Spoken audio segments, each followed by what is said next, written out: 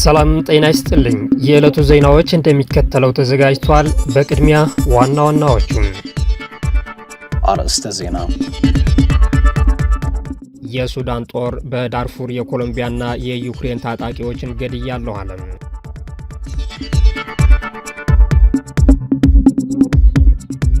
ወጣት ወደ ጦር ግንባር እንዲተም ፕሬዝዳንት ቭላዲሚር ፑቲን ጥሪ አቀረቡ።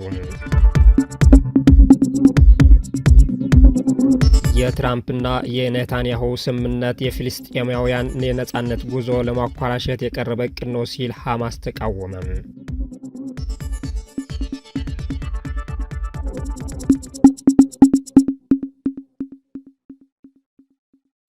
የሱዳን ጦር በዳርፉር የኮሎምቢያና የዩክሬን ታጣቂዎችን ገድያለሁ አለ።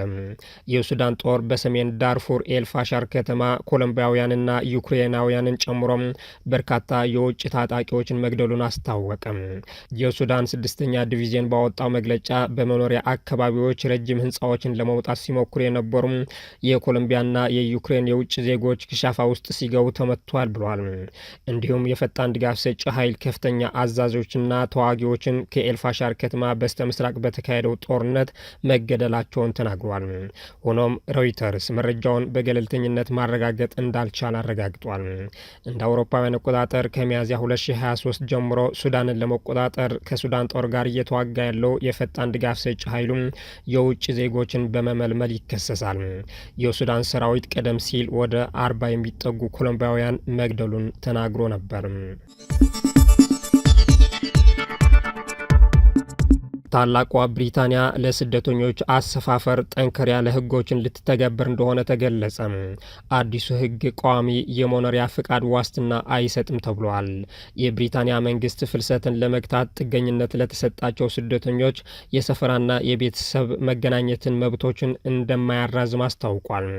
የሌበር ፓርቲ መንግስት በተለይም በትናንሽ ጀልባዎች ከፈረንሳይ በህገወጥ መንገድ ወደ ብሪታንያ የሚገቡትን ሰዎች ቁጥር ለመቀነስ የኢሚግሬሽን ፖሊሲውን እያጠናከረ ነው ተብሏል።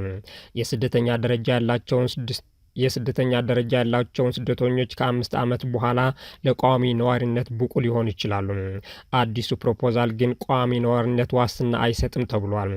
እነዚህ ለውጦች በትናንሽ ጀልባ መስመሩን የሚያቋርጡ ሰዎችን በትክክለኛ ህጋዊ መስመሮችና የእንግሊዝ ዜጎች እንኳን ሳይቀር ከሚደርሱበት የበለጠ የመቋቋሚያና ቤተሰብ የመሰብሰብ መብት እንዲኖራቸው የሚያስችለውን ኢፍትሐዊ አሰራር ያቁማሉ ሲል መንግስት በመግለጫው አስታውቋል።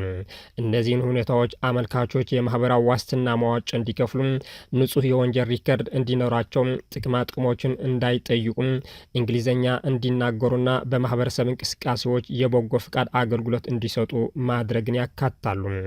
መንግስት ለቋሚ የመኖሪያ ፍቃድ የሚሰጠውን ጊዜ ወደ 10 ዓመት እንደሚያሳድግም አስታውቋል።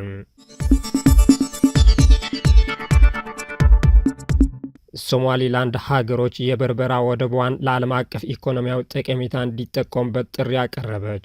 የሶማሊላንድ ፕሬዚደንት አብዱራህማን ኢሮ በተባበሩት አረብ ኤሚሬቶችና በአፍሪካ ሀገራት መካከል ያለውን ግንኙነትና ትብብር ለማጠናከር ጠቃሚ መድረክ በተባለለት የአፍሪካና የተባበሩት አረብ ኤሚሬትስ ኮንፈረንስ ላይ ተሳትፏል። ፕሬዚደንት ኢሮ በመድረኩ ባደረጉት ንግግር የበርበራ ዓለም አቀፍ ወደብ ስትራቴጂካዊ ጠቀሜታና ለአፍሪካ ቀንድ አዲስ መግቢያ የሚሆን አቅም እንዳለው አመልክቷል። በመሆኑም ሀገሮች ወደቡን እንዲጠቀሙበትና የኢኮኖሚ ኮሪደር እንዲያደርጉት አስገንዝቧል። ሶማሊላንድ ተነጻጻሪ ሰላምና ጸጥታ እንዲሁም የተሻለ ዲሞክራሲ አላቸው ከሚባሉ ጥቂት የአፍሪካ ሀገሮች አንዷ ስትሆን በኢኮኖሚም ራሷ ለማበልጸግ እየጣረች እንደሆነ ይገለጻል።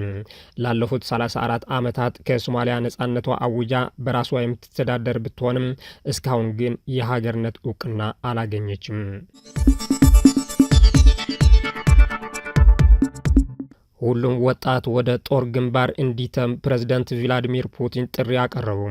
ከኔቶ አባል ሀገራት ጋር በፍጥጫ ላይ የምትገኘው ሩሲያ በታሪኳ ግዙፍ የሆነው የሀገር ሉዓላዊነት የማስጠበቅ ወታደራዊ ጥሪ አድርጋለች።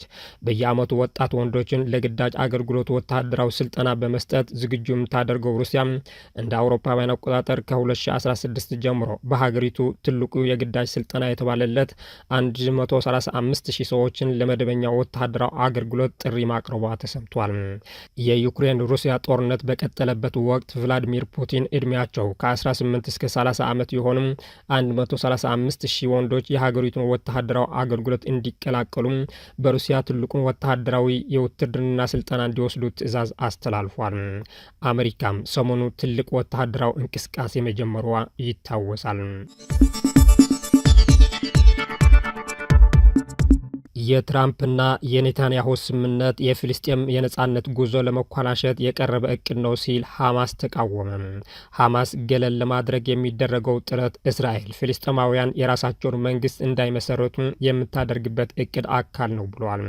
ሐማስ በጋዛ ዓለም አቀፍ የሚያረጋጋ ኃይል ይሰማራል መባሉን አዲስ አይነት ወረራ ነው በማለት ተቃውሟል።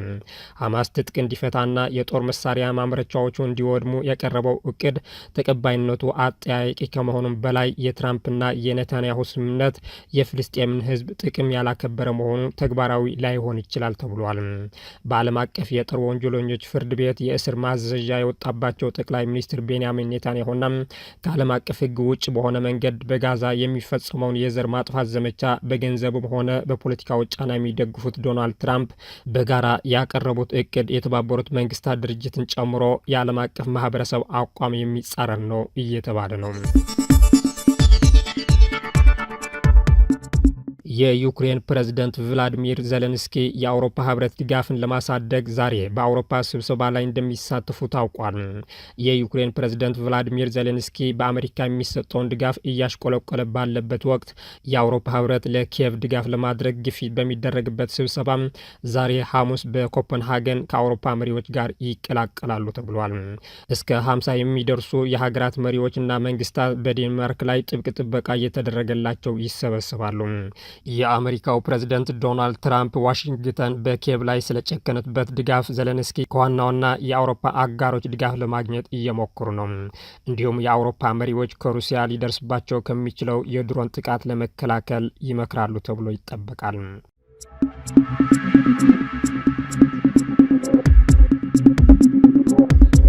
ክቡራን የኢትዮ ሞኒተር ቤተሰቦች ዕለታዊ ዜናዎቻችን ይመስሉ ነበር። ቻናላችንን ላይክ፣ ሼር እንዲሁም ሰብስክራይብ በማድረግ አዳዲስና ወቅታዊ ጉዳዮችን ይከታተሉ። ሰላም።